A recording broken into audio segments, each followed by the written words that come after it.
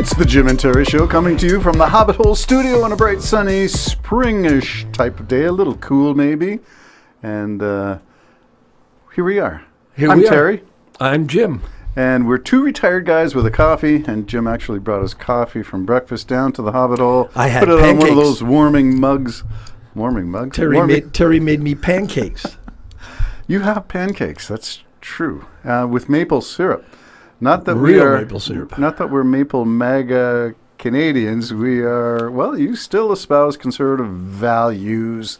Yeah. I'm not sure that I would label you a conservative as it is defined by the CPC party platform, or as Pierre Poilievre represents the leadership of the Conservative Party. You're something that I would have called back in the day a red Tory. Maybe. Or a progressive You know, like if I conservative. was down in the States, I don't understand how, I don't care how conservative you are, how you could have voted for Donald Trump, for instance. I don't think it's as bad up here. You know, we have to wait and see, but I don't think it's as bad up here. But Here's down hoping. there, I would have to say, no, I can't vote for that man. I can't vote for anybody who's supporting the man. So I would have gone with the Democrats. So this is what we call a values conflict, where we used to think or believe something, and now we can no longer embrace that because it has changed. And in Canada, it's the progressive has gone from progressive conservative. That went with Preston Manning and the Reform Party, which is our equivalent of the Tea Party in the United States, which is the radical fringe of the far-right GOP in the United States. So we've got these strange collusions where things are the same north of the border and south of the border, if you still believe there is a border. I haven't heard too much about 51st State.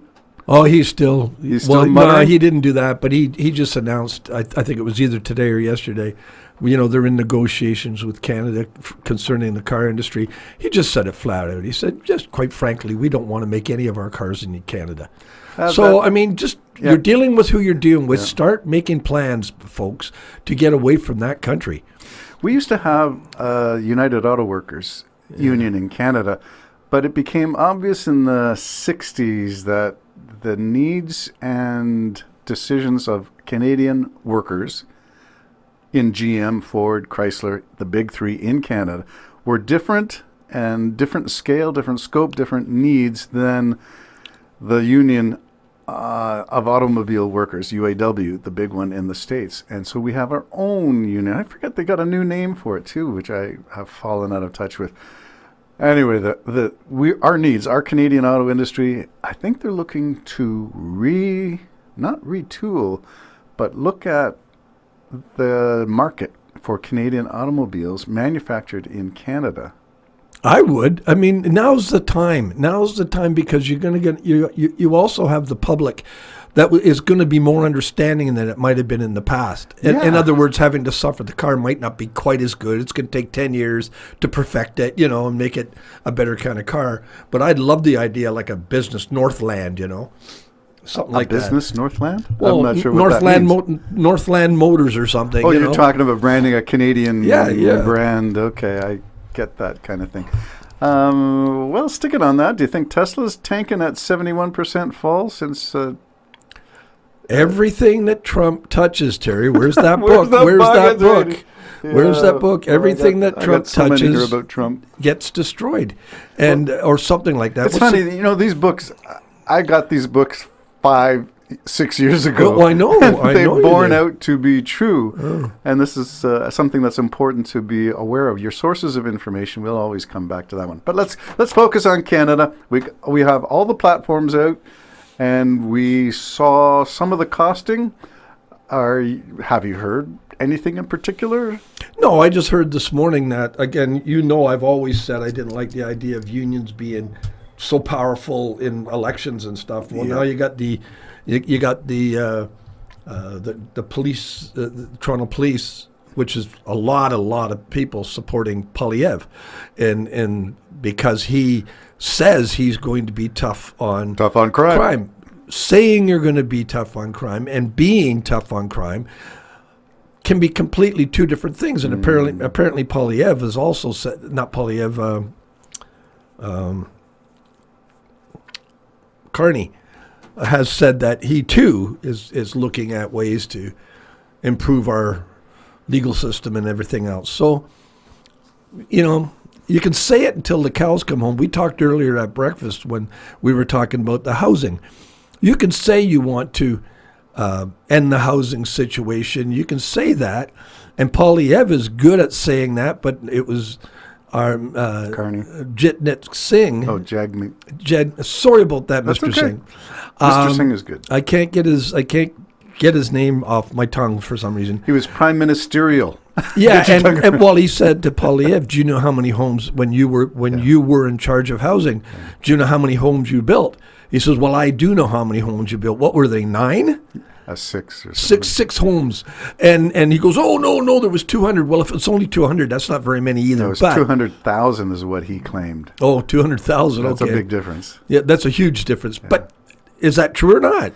Well, that's where you have to do some digging because Pierre Poilievre won't tell you that. So you go and you look on any one of the contrarians, the people who disagree with that number, and how did you get your 200,000 number? Well, apparently it was converting already existing government buildings to some kind of rental arrangement. So does that count or does it not count? It's not new, but it is taking what is and making it available. So, yeah, you said the point this morning around breakfast, both sides, and I do not a like bit. I know you don't like that term, because conservatives are not like liberals. Democrats are not in the remotest way like the GOP. Yeah. The values are so different, so off the charts. I often said this, and we could save this for another podcast if you want, the spirituality of politics. I always called politics applied spirituality. In other words, show me your faith by the policies you vote for. And if I took a look at Pierre Poilievre's voting record in the House of Commons over 20 years of, well, he calls it public service. I would call it, as you used on one previous podcast, sucking at the government's proverbial teat. Yes. Making money, making a career out of being a career politician. Yeah. It's supposed to be service. It's not supposed to be get rich quick. It really is supposed to be service, and I wish they could remember all of that. And, one thing I like about our system at present, where I'm not so sure they have it in the United States anymore, is that whoever you vote for, you can vote them out in 4 years, or a government could be... Midterms are 2 years. Yeah, and the government could be found non-confident. And so if anybody's thinking of switching their vote, what they normally would vote, you can always go back. Yeah. There's no law saying you can't go NDP. As a matter of fact, a friend of mine was telling me a very staunch conservative is voting NDP. That is an about face. Yeah, total. But same idea. Like you can stop and you say, for the moment, I think I want this personality, if you like. I mean, if everybody's stretching the truth a little bit, sometimes it's going to get down to your heart feeling. What do I think about this? Can that guy deal with Trump, or would that guy deal with Trump? And if that guy deals with Trump, is he dealing with Trump because he's going to kiss the butt?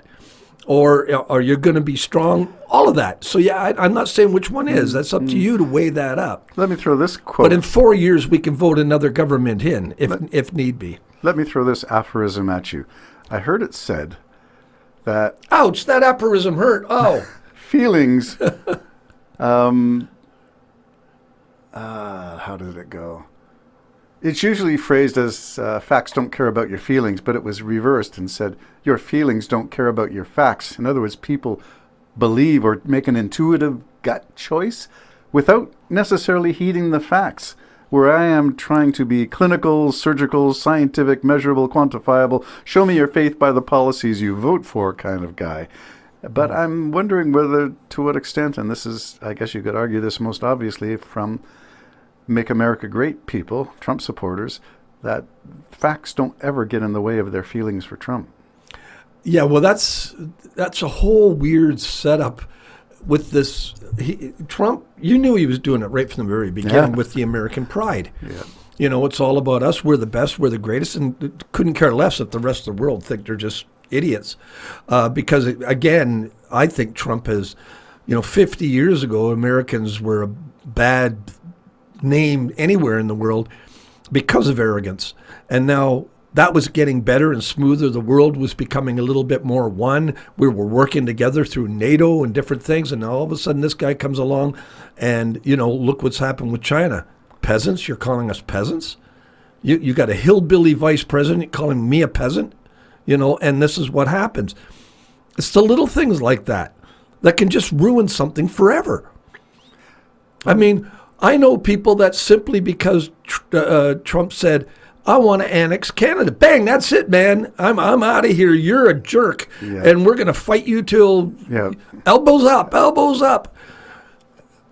And when you don't care about that, which we have down in the States, you got a problem. So our politicians better watch it. Pay attention, politicians. We have our chance. April 28th is coming up in Canada. Who will be the next Prime Minister? Stay tuned, the Jim and Terry You couldn't Show. get the sign that I was going to sneeze. No, you couldn't No, have moved it. No, I couldn't. You had to sneeze through it. Bye-bye.